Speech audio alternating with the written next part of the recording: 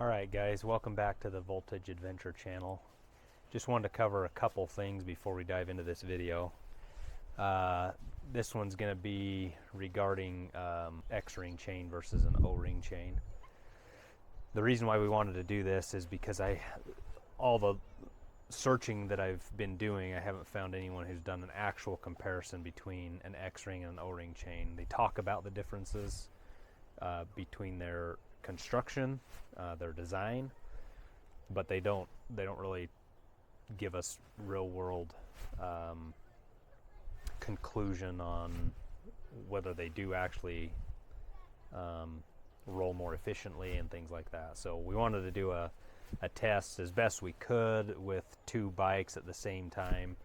It's not perfect, but it's as close as you can get with two separate bikes.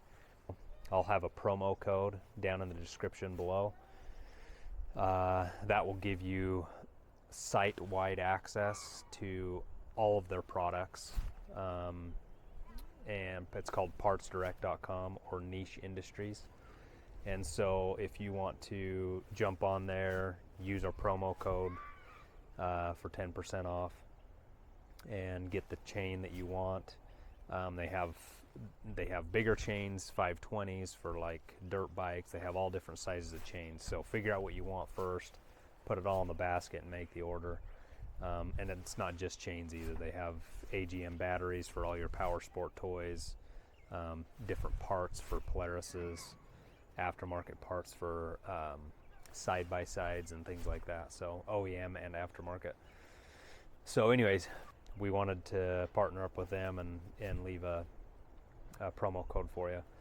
Now, these are the only X-ring chains that we've tried. I'm sure it's pretty similar across the board as far as the difference that X-ring makes over O-ring.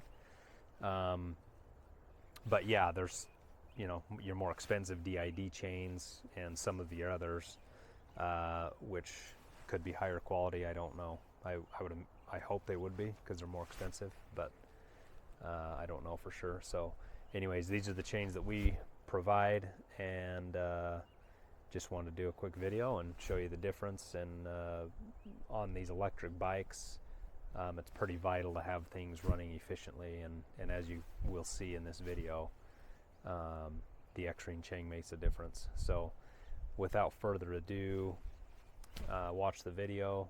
Lance will start off talking about just showing a little demonstration of the two different chains, and then we'll go on from there.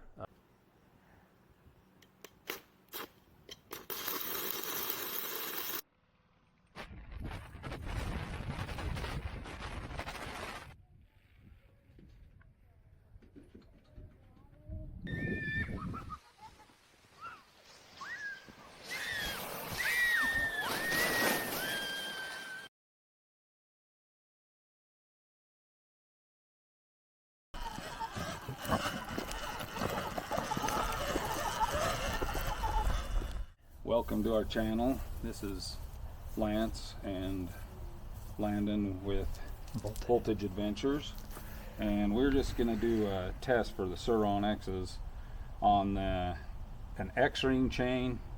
Their claimed is 50% less friction and 2 times longer life than an O-ring chain, and we're going to do a range test. We'll try and get it as good and close to we can get the weight and going the same distance and everything. And then, so this is the X-ring chain I got held in my hand right now, just to kind of show you. Right to begin with, we got 2, 4, 6, 8 links out. If I hold it there and I do it, you can see how it kind of drops. Now if you get the O-ring chain, same amount, 2, 4, 6, 8. I hold it quite a bit stiffer. You can't even hardly, it pushes down, but quite a bit more stress. The way these are built, the O-ring chain, the O-rings themselves have to be squished to get the surface area, where the X-ring has that little X, so that it just barely kind of has to touch it. So we're going to test these to see, because we're kind of wondering about keeping for those that want to keep their bike quieter and a little less maintenance, if the X-Ring might be better. So we're gonna go for throw these on and go for a test run, and we'll let you know the outcome. So we got the chains on. This one's got the O-ring, just the regular silver chain, the standard O-ring chain, and then this one's the gold-plated X-ring. Yeah. So you can kind of see the difference in the color there. So both have the exact same 60-tooth sprocket, the exact same amount of links, same air pressure, exactly the same amount of air pressure in the tires. We weighed ourselves, so my son here is going to be riding with me on this one. Is the exact same weight, 192 pounds, as him on his bike. So everything will be identical. They're both brand new bikes, and we're going to do just stay side by side, the exact same speed on a road, so that there's no they can be as controlled as possible. So we'll report back as soon as we give this little test run. We just wanted to stop at this 2 mile mark because we were surprised that we're already seeing the difference. We're right at 2.1 miles. And show that percentage. Look at my percentage on my bike. 96% there. You can see that it shows 98% right there. So yeah, in 2 miles of totally flat road, exact same speed, we're showing where we're at right now. 2% difference already. Now we're cutting up through town here, starting to get towards the mountains. Okay, now we're going up a little steeper road, and we're going to kind of throttle it up and see if the power changes between the two of them.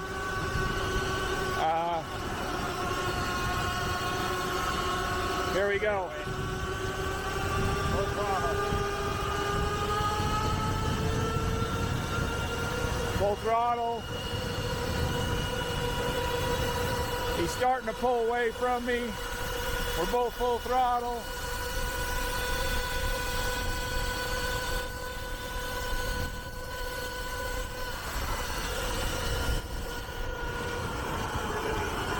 So even up this not too steep road, it kind of just pulls away with the 62, which should be revving out pretty good. Just having an X-ring chain versus the O-ring chain. It kind of started getting dark last night, so we didn't video much more, but what we did find is just on the road getting over to the mountains was about a 4 mile ride. And we did notice a 2% difference favoring the X-ring chain. At that point, after we did the ride on the street, we just continued up into the mountains, kind of still definitely following the same path. If one person went up a hill, the other person went up the hill too. So we followed over each other all over, went the exact same distance. And when we came back, there was actually a 7% difference. So we got back after having ridden 12.1 miles, and the X-ring, the bike with the X-ring chain was at 53%, and then the bike with the O-ring chain was at 46%. Whether or not we can duplicate that, we're not sure, and we'll probably try that again later. If that is the difference, that's pretty significant though. So a couple other things that we noticed: coasting. So like when you're stopped at a light and you're on a little bit of a grade, I noticed that the bike like rolls back and forth easier with the X-ring chain. So just less friction, less drag on the chain. It was noticeable when you're stopped at a stoplight or a stop sign where you're on a little bit of an incline. Before I didn't notice the bike rolling backwards or rolling forward, but it did now with this chain. So I also wanted to talk about our next video that's coming out, a follow-up from our previous video about the Talaria versus Surron. Is the Talaria really better? We were able to, the first bike we borrowed, we weren't able to do as much testing as we would like. We only had it for a few hours. So we did what we could in the park nearby.